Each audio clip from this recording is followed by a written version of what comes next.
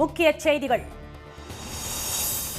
Ukraine விவகாரம் குறித்து ஐரோப்பிய யூனியன் இன்று அவசர ஆலோசனை. இங்கிலாந்து பிரதமர் ஸ்டாமருடன் ஜெலன்ஸ்கி சந்திப்பு. பல்கலைக்கழகங்களில் சாதிய பாகுபாடு விதிகளில் மாற்றம் செய்யும் யுஜிசி. போலி புகார்கள் கொடுத்தால் ஒழுங்கு நடவடிக்கை எடுக்க முடிவு. ஆதிக்க மொழி திணிப்பை எதிர்த்து அன்னை தமிழை காப்பேன். இனம் மொழி காக்க பிறந்த நாள் வாழ்த்துகள் ஊக்கமளிப்பதாக ஸ்டாலின் சூளுரை. 15 ஆண்டுகள் பழைய வாகனங்களுக்கு ஏப்ரல் முதல் பெட்ரோல் கிடையாது. டெல்லி பாஜக அரசின் முடிவால் வாகன ஓட்டிகள் அதிர்ச்சி. விடிய விடிய தொடர்ந்த ராமேஸ்வரம் மீனவர்களின் காத்திருப்பு போராட்டம். இலங்கை சிறையில் உள்ள மீனவர்களை உடனே மீட்க வலியுறுத்தல்.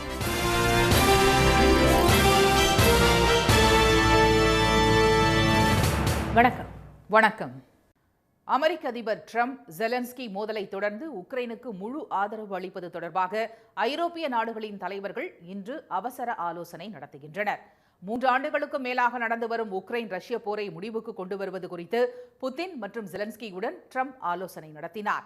அதைத் தொடர்ந்து உக்ரைனில் உள்ள அரிய கனிம வளங்களை அமெரிக்காவுக்கு வழங்க வேண்டும் என்று அவர் நெருக்கடி அளித்தார். இந்நிலையில் அமெரிக்கா சென்ற ஜெலன்ஸ்கி வெள்ளை மாளிகையில் ட்ரம்ப் மற்றும் துணை அதிபர் ஜேடி வான்ஸை சந்தித்தார். செய்தியாளர்கள் முன்னிலையில் நடந்த இந்த சந்திப்பின் போது அவர்களிடையே வார்த்தை போர் வெடித்தது. இரு நாட்டு தலைவர்களுக்கும் இடையிலான மோதல் சர்வதேச அளவில் கவனம் பெற்ற நிலையில் இங்கிலாந்து பிரதமர் கியர் ஸ்டாமரை உக்ரைன் அதிபர் ஜெலன்ஸ்கி நேற்று சந்தித்து பேசினார். அப்போது ரஷ்யாவுக்கு எதிரான போரில் உக்ரைனுக்கு முழு ஆதரவு அளிப்பதாக ஸ்டாமர் உறுதியளித்தார். உக்ரைனுக்கு ஆதரவு அளித்ததற்காக ஸ்டாமருக்கும் இங்கிலாந்து மக்களுக்கும் நன்றி தெரிவித்த ஜெலன்ஸ்கி மன்னர் சார்லஸை இன்று சந்தித்து பேசவிருப்பதாக தெரிவித்தார். இந்த நிலையில் ஐரோப்பிய யூனியன் நாடுகளைச் சேர்ந்த தலைவர்களின் அவசர ஆலோசனை கூட்டம் லண்டனில் இன்று நடைபெறுகிறது. அப்போது உக்ரைனுக்கு ஆதரவாக ஐரோப்பிய நாடுகள் ஒன்றுபட்டு செயல்படுவது குறித்து முக்கிய முடிவு எடுக்கப்பட உள்ளதாக தகவல்கள் தெரிவிக்கின்றன. இதனிடையே ட்ரம்ப் ஜெலன்ஸ்கி சந்திப்பில் நடந்த மோதலுக்கு பிறகு பல்வேறு நாடுகள் உக்ரைனுக்கு ஆதரவு தெரிவித்து வருகின்றன. 3 ஆண்டுகளாக உக்ரைன் தன்னம்பிக்கையுடனும் துணிச்சலுடனும் போராடி உள்ளதாக கூறியுள்ள கனடா பிரதமர் ஜஸ்டின் ட்ரூடோ உக்ரைனுக்கு தொடர்ந்து ஆதரவு அளிக்க உள்ளதாக தெரிவித்துள்ளார். ஏற்கனவே உதவியது போலவே இனிவரும் காலங்களிலும் உக்ரைனுக்கு ஐரோப்பிய நாடுகளும் அமெரிக்காவும் உதவி அளிக்க வேண்டும் என்று பிரான்ஸ் அதிபர் இமானுவேல் மேக்ரான் கூறியுள்ளார். போலந்து அதிபர் டொனால்ட் டஸ்க், ஸ்பெயின் பிரதமர் பெட்ரோ சான்சன், நார்வே பிரதமர் ஜோனாஸ் கார்ஸ்டோர், ஸ்வீடன் பிரதமர் உல்ஃப் கிறிஸ்டசன், அயர்லாந்தின் துணை பிரதமர் சைமன் ஹாரிஸ் இவர்களுடன் அமெரிக்க ஜனநாயக கட்சியின் எம்பிக்கள் உள்ளிட்டோர் உக்ரைனுக்கும் ஜெலன்ஸ்கிக்கும் ஆதரவு தெரிவித்துள்ளனர். இந்நிலையில் ட்ரம்பும் அமெரிக்க துணை அதிபர் வான்ஸும் ஜெலன்ஸ்கியை தாக்காமல் விட்டது ஆச்சரியமாக இருப்பதாக ரஷ்ய வெளியுறவுத்துறை செய்தி தொடர்பாளர் மரியா சக்கரோவா தெரிவித்திருப்பது புதிய சர்ச்சையை ஏற்படுத்தியுள்ளது. பல்கலைக்கழகங்களில் சாதிய பாகுபாடு என்று இருந்த விதியை பட்டியலின பழங்குடியினர் சாதிய பாகுபாடு என்று பல்கலைக்கழக மானியக்குழு மாற்றியமைத்துள்ளது. ஹைதராபாத் பல்கலைக்கழகத்தில் முனைவர் பட்டம் பெற்ற ரோஹித் வெமுலா 2016ஆம் ஆண்டு தற்கொலை செய்து கொண்டார்.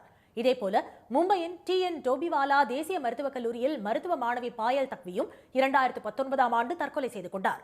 அவர்கள் இருவரின் தாயார்களும் உச்சநீதிமன்றத்தில் தாக்கல் செய்த மனுவில் நாடு முழுவதும் உள்ள உயர்கல்வி நிறுவனங்களில் சாதி அடிப்படையிலான பாகுபாடு பரவலாக பரவி வருவதாக புகார் தெரிவிக்கப்பட்டது.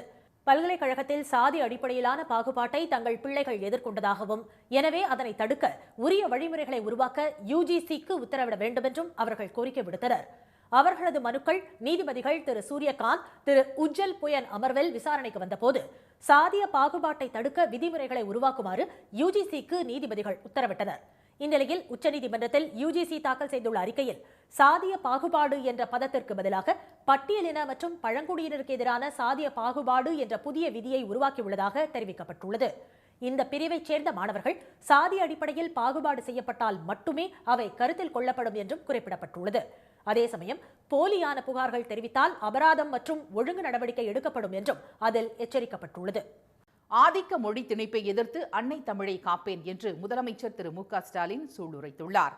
தமது பிறந்த நாளை முன்னிட்டு அவர் விடுத்த அறிக்கையில் தமிழ்நாடு காட்டும் பாதையே ஒவ்வொரு மாநிலமும் தனது தாய்மொழியை காப்பதற்கான பாதையாக இருப்பதாக கூறியுள்ளார். பஞ்சாப் மற்றும் தெலுங்கானா அரசுகள் அனைத்து வகை பள்ளிகளிலும் பஞ்சாபி மொழி கட்டாயம் கற்பிக்கப்பட வேண்டும் என்று கூறியுள்ளதையும் 10ஆம் வகுப்பு வரை தெலுங்கு மொழி கட்டாய பாடமாக இருக்க வேண்டும் என்று உத்தரவிட்டிருப்பதையும் சுட்டிக்காட்டியுள்ள அவர் மாநில மொழிகளை காப்பதற்கும் பரவச் செய்வதற்கும் தான் தேசிய கல்விக் கொள்கை மூலம் மும்மொழி திட்டத்தை செயல்படுத்துகிறோம் என்று ஒன்றிய அரசு சொல்வது பச்சை பொய் என்பது இதன் மூலம் அம்பலமாகியுள்ளதாக கூறியுள்ளார்.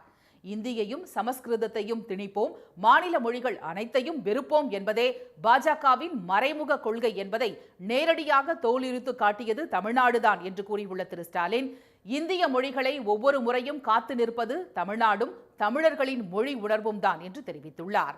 எப்போதெல்லாம் ஆதிக்கம் செலுத்தும் எண்ணத்துடன் இந்தி மொழி எல்லைப்புறமாகவோ கொல்லைப்புறமாகவோ நுழைய முயற்சிக்கிறதோ அப்போதெல்லாம் திராவிட முன்னேற்றக் கழகம் விழிப்புணர்வுடன் இருந்து தமிழ்நாட்டை பாதுகாப்பதாக அவர் கூறியுள்ளார். 1971ஆம் ஆண்டு நடந்த திமுக மாணவர் மாநாட்டில் மொழிப்போரில் பங்கேற்பது பற்றி தாம் பேசியதை நினைவு கூர்ந்துள்ள திரு ஸ்டாலின், இன்று அளிக்கப்பட்ட பிறந்தநாள் வாழ்த்துக்கள் தம்மை மேலும் உறுதியுடனும் உழைப்பதற்கும் இனம் மொழி காக்கும் போராட்டத்தை முன்னெடுப்பதற்கும் ஊக்கமாக அமைந்துள்ளதாக கூறியுள்ளார். ஆதிக்க மொழி திணிப்பை எதிர்த்து அன்னை தமிழை காப்பேன் என்று தமது பிறந்த நாளில் சூளுரைப்பதாகவும் அவர் தெரிவித்துள்ளார். டெல்லியில் 15 ஆண்டுகள் பழமையான வாகனங்களுக்கு ஏப்ரல் 1ஆம் தேதி முதல் பெட்ரோல் டீசல் வழங்கப்படாது என பாஜக அரசு அறிவித்திருப்பது வாகன ஓட்டிகளிடையே அதிர்ச்சியை ஏற்படுத்தியுள்ளது. தலைநகர் டெல்லியில் நிலவும் கடுமையான காற்று மாசு காரணமாக முந்தைய ஆம் ஆத்மி ஆட்சியில் அவ்வப்போது கட்டுமான நடவடிக்கைகளுக்கு தடை விதிக்கப்பட்டதுடன் சாலைகளில் லாரிகள் மூலம் தண்ணீர் பீச்சி அடிக்கப்பட்டு காற்று மாசுவை கட்டுப்படுத்த முயற்சி எடுக்கப்பட்டது. தீபாவளிக்கு பட்டாசு வெடிக்கவும் தடை விதிக்கப்பட்டது. தற்போது டெல்லியில் பாஜக ஆட்சி அமைந்துள்ள நிலையில் காற்று மாசுபாட்டை குறைப்பது குறித்து டெல்லி முதல்வர் திருமதி ரேகா குப்தா அரசு அதிகாரிகளுடன் நேற்று ஆலோசனை நடத்தினார். பின்னர் செய்தியாளர்களிடம் பேசிய சுற்றுச்சூழல் துறை அமைச்சர் திரு மஞ்சீந்தர் சிங் சிஸ்ரா, பெட்ரோல் விற்பனை நிலையங்களில் 15 ஆண்டுகள் பழமையான வாகனங்களை கண்டறியும் கருவி பொருத்தப்படும் என்றும் அத்தகைய வாகனங்களுக்கு மார்ச் 31ஆம் தேதிக்கு பிறகு எரிபொருள் வழங்கப்படாது என்றும் தெரிவித்தார். अपने ऐसे गैजेट्स लगा रहे हैं पेट्रोल पंप के ऊपर जो लगभग 80% पेट्रोल पंप पर लग चुके हैं। 31 मार्च तक 100% पेट्रोल पंप से लग जाएंगे। उसके बाद 15 साल पुराने व्हीकल को हम आइडेंटिफाई करेंगे और उसको कोई फ्यूल नहीं मिलेगा। आज ही हमारी सरकार इसकी जानकारी पेट्रोलियम मिनिस्ट्री के माध्यम से देगी कि आप कोई भी पेट्रोल पंप ऑनर जो है, मालिक जो है, மேலும் அங்கீகரிக்கப்பட்ட சுற்றுச்சூழல் தர அளவீடுகளை பூர்த்தி செய்த கனரக வாகனங்கள் மட்டுமே டெல்லிக்குள் அனுமதிக்கப்படும் என்றும் வணிக வளாகங்கள், நட்சத்திர விடுதிகள், உயரமான கட்டடங்கள் போன்றவற்றில் நீர் தெளிக்கும் புகை எதிர்ப்பு கருவி பொருத்துவது கட்டாயமாக்கப்படும் என்றும் அமைச்சர் தெரிவித்தார். டெல்லியில் ஓடிக்கொண்டிருக்கும் சிஎன்ஜியில் இயங்கும் 90% அரசு பேருந்துகள் படிப்படியாக நிறுத்தப்பட்டு வரும் டிசம்பர் மாதத்திற்குள் மின்சார பேருந்துகளாக மாற்றப்படும் என்றும் அவர் கூறினார். டெல்லி அரசின் இந்த முடிவால் 15 ஆண்டுகளுக்கு முன்பு வாங்கிய வாகனங்களை பயன்படுத்த முடியாத நிலை ஏற்பட்டுள்ளது. இதனால் வாகன ஓட்டிகள் பெரும் சிரமத்திற்கு ஆளாகியுள்ளனர். 30 நாட்களில் நடுத்தர மக்களால் புதிய வாகனங்களை வாங்க இயலாது என்பதால் பழைய வாகன கட்டுப்பாட்டிற்கான கால அளவை அதிகரிக்க வேண்டும் அல்லது தடைக்கான அவகாசத்தை நீட்டிக்க வேண்டும் என்றும் கோரிக்கை எழுந்துள்ளது. இலங்கை சிறையில் உள்ள மீனவர்களையும் படகுகளையும் மீட்க வலியுறுத்தி ராமேஸ்வரத்தில் மீனவர்கள் நடத்தி வரும் காத்திருப்பு போராட்டம் விடிய விடிய தொடர்கிறது. எல்லை தாண்டி மீன் பிடித்ததாக கூறி தமிழ்நாட்டு மீனவர்களை நடுக்கடலில் இலங்கை கடற்படையினர் கைது செய்யும் சம்பவம் தொடர்ந்து அரங்கேறி வருகிறது. மீனவர்களின் பல கோடி ரூபாய் மதிப்புள்ள விசைப்படகுகளை பறிமுதல் செய்து அரசுடைமையாக்கும் நடவடிக்கையிலும் இலங்கை ஈடுபட்டுள்ளது. இதுகுறித்து பிரதமர் மற்றும் வெளியுறவு அமைச்சருக்கு முதலமைச்சர் திரு மு.க. ஸ்டாலின் கடிதம் எழுதியும் மத்திய அரசு உரிய நடவடிக்கை எடுக்காமல் மெத்தன போக்கை கடைபிடித்து வருகிறது. கடந்த 2 மாதங்களில் மட்டும் 100க்கும் மேற்பட்ட மீனவர்களை இலங்கை கைது செய்துள்ளது. மத்திய அரசின் அலட்சியத்தை கண்டித்து பல்வேறு போராட்டங்களில் ஈடுபட்டு வந்த ராமேஸ்வரம் மீனவர்கள் நேற்று முன்தினம் முதல் காத்திருப்பு போராட்டத்தில் ஈடுபட்டுள்ளனர். வீட்டுக்கு செல்லாமல் போராடும் இடத்திலேயே உணவு சமைத்து சாப்பிட்டு போராட்டத்தை தொடர்கின்றனர். மாவட்ட ஆட்சித்தலைவர் தலைமையில் நடைபெற்ற பேச்சுவார்த்தையிலும் இலங்கை அரசால் சிறைபிடிக்கப்பட்டுள்ள மீனவர்கள் மற்றும் படகுகளை விடுவிக்க நடவடிக்கை எடுக்கும் வரை தங்கள் போராட்டம் தொடரும் என்று அவர்கள் திட்டவட்டமாக தெரிவித்துள்ளனர். கோரிக்கைகள் வெல்லும் வரை மத்திய அமைச்சர் எங்களிடம் உத்தரவு சொல்லும் வரை இந்த போராட்டம் எத்தனை நாள்னாலும் தொடர்ந்து கொண்டே இருக்கும். மீனவர்களை போராட்ட குணத்துக்கு தள்ளாம மீனவருடைய வாழ்வாதாரத்தை பாதுகாக்கிறதுக்கு பல லட்சம் கோடி அந்நிய செலவாண்டிட்டு கூட இந்த மீனவர்கள் அழிக்கப்படுறாங்க. இதை பாதுகாக்கிறதுக்கு நடவடிக்கை எடுக்கணும்னு சொல்லி இந்த போராட்ட குழு சார்பாக இதன் முன் நான் தெரிவிச்சுக்கிறேன். போராட்டத்தின் ஒரு பகுதியாக இன்று கஞ்சி தொட்டி திறந்து கருப்பு உடை மற்றும் கருப்பு பட்டை அணிந்து காத்திருப்பு போராட்டத்தில் ஈடுபட போவதாக மீனவர்கள் அறிவித்துள்ளனர்.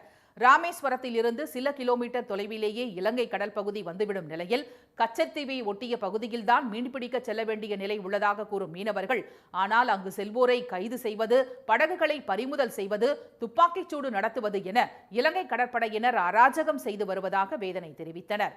750க்கும் மேற்பட்ட விசை படகுகள் மற்றும் 10,000 நாட்டு படகுகளுடன் மீன்பிடி தொழிலை மட்டுமே நம்பியுள்ள ராமேஸ்வரம் மீனவர்கள் தங்கள் வாழ்வாதாரத்தை காக்க மத்திய அரசு நடவடிக்கை எடுக்கும் என்ற நம்பிக்கையுடன் போராட்ட களத்தில் காத்திருக்கின்றனர்.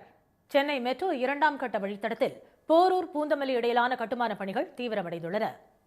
சென்னை மெட்ரோ ரயில் திட்டத்தின் வழித்தடம் 1 மற்றும் 2 அதிகரித்து வரும் பயணிகள் எண்ணிக்கையை கருத்தில் கொண்டு 2ஆம் கட்டமாக 118.9 கிலோமீட்டர் தொலைவுக்கு மேலும் 3 வழித்தடங்களில் பணிகள் நடைபெற்று வருகின்றன. இதற்காக 128 ரயில் நிலையங்கள் அமைக்கப்படுகின்றன. இதில் கலங்கரை விளக்கம் நிலையத்தில் இருந்து பூந்தமல்லி பணிமனை வரையிலான 26.1 கிலோமீட்டர் தூரம் நடைபெறும் கட்டுமான பணிகள் குறிப்பிடத்தக்க மைல்கல்லை எட்டியுள்ளன. அதன் தொடர்ச்சியாக முல்லைத்தோட்டம் மற்றும் கரையான்சாவடி நிலையங்களுக்கு இடையிலான மேம்பால பணிகள் நிறைவடைந்துள்ளன. இந்நிலையில் பூந்தமல்லி முல்லைத்தோட்டம் இடையே தரைமட்ட வேறுபாடு சமன் செய்யும் பணிகள் முடிந்து மோட்டார் டிராலியை வெற்றிகரமாக இயக்கி ஆய்வு செய்யப்பட்டது. அப்போது திட்ட இயக்குநர் திரு அர்ஜுனன் உள்ளிட்ட உயரதிகாரிகள் கலந்து கொண்டனர். இந்த வழித்தடத்தை இந்த ஆண்டின் இறுதிக்குள் பயணிகள் சேவைக்காக திறக்க இலக்கு நிர்ணயிக்கப்பட்டுள்ளது. தமிழ்நாட்டில் 12ஆம் வகுப்பு பொதுத் தேர்வு நாளை தொடங்க உள்ள நிலையில் தேர்வறைக்கு ஆசிரியர்கள் செல்போன் கொண்டு சென்றால் கடும் நடவடிக்கை எடுக்கப்படும் என்று பள்ளிக் கல்வித்துறை எச்சரித்துள்ளது. 2024-25ஆம் கல்வியாண்டுக்கான 12ஆம் வகுப்பு பொதுத் தேர்வு நாளை தொடங்கி 25ஆம் தேதி வரை நடைபெறவுள்ளது. 10ஆம் வகுப்பு பொதுத் தேர்வு வரும் 28ஆம் தேதி முதல் ஏப்ரல் 15ஆம் தேதி வரை நடைபெறுகிறது.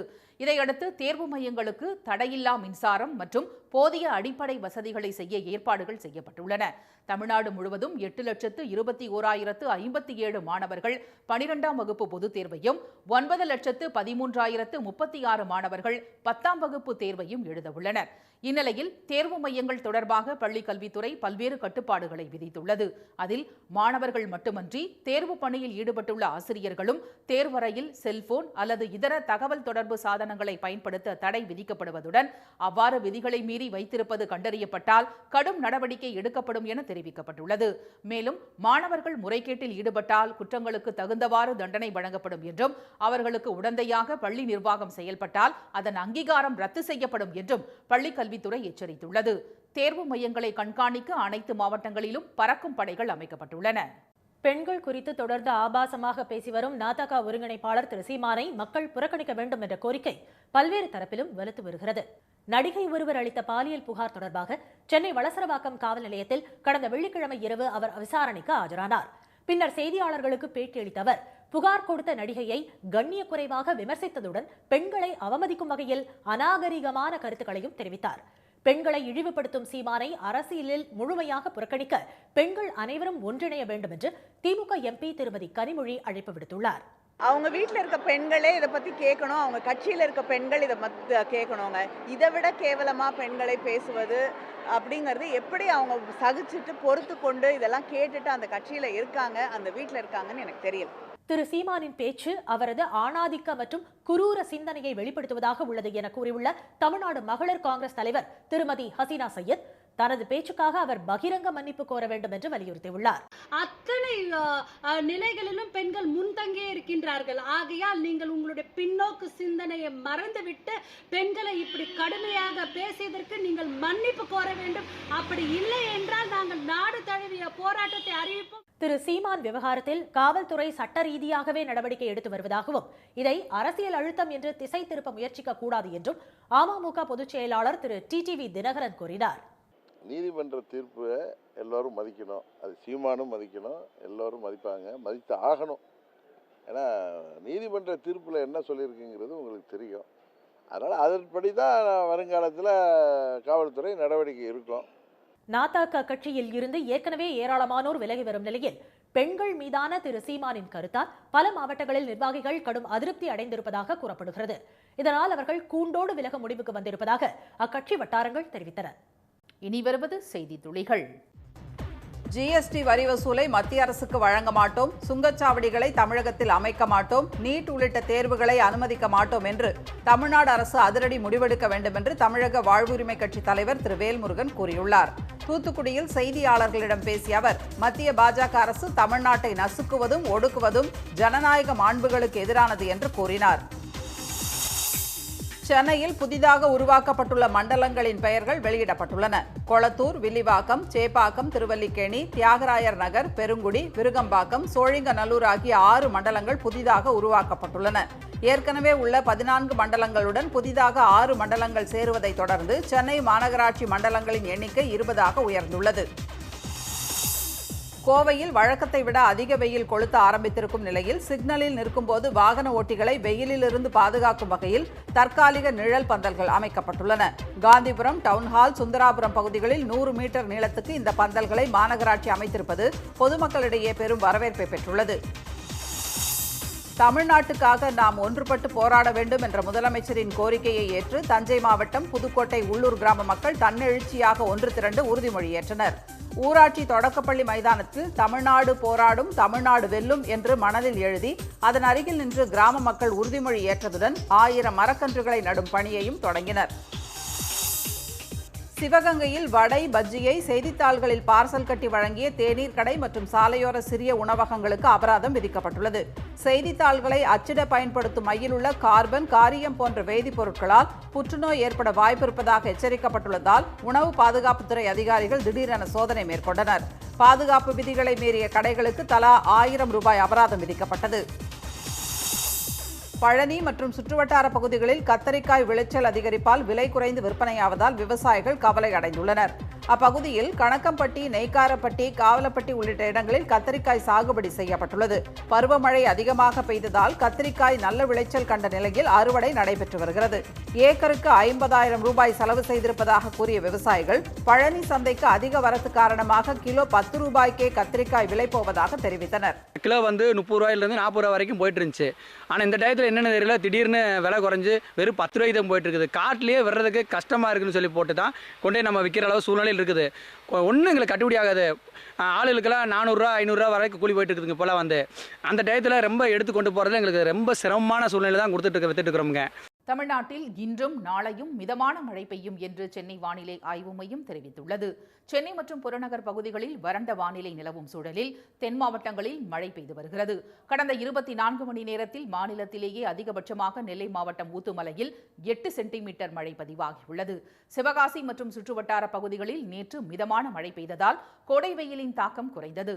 கள்ளக்குறிச்சி மாவட்டத்தில் காரனூர், குதிரைச்சந்தல், கச்சிராயபாளையம் மற்றும் பரிகம் உள்ளிட்ட பகுதிகளில் கனமழை பெய்த நிலையில் கள்ளக்குறிச்சி மற்றும் அதன் சுற்றுவட்டார பகுதிகளில் மிதமான மழை பெய்தது.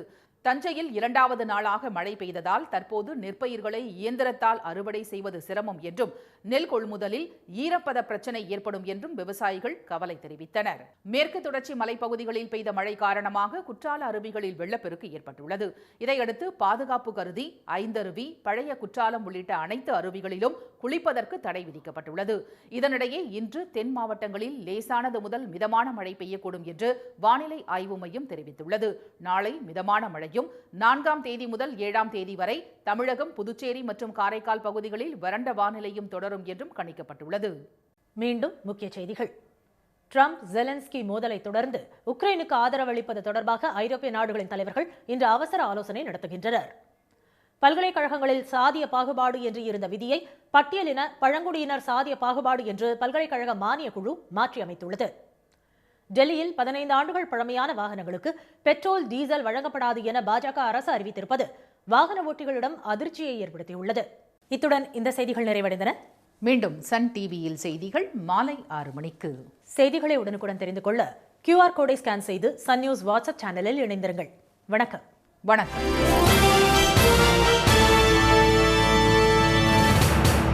உடனுக்குடன் செய்திகளை தெரிந்து கொள்ள சன் நியூஸ் பெல் ஐகானை கிளிக் பண்ணுங்க.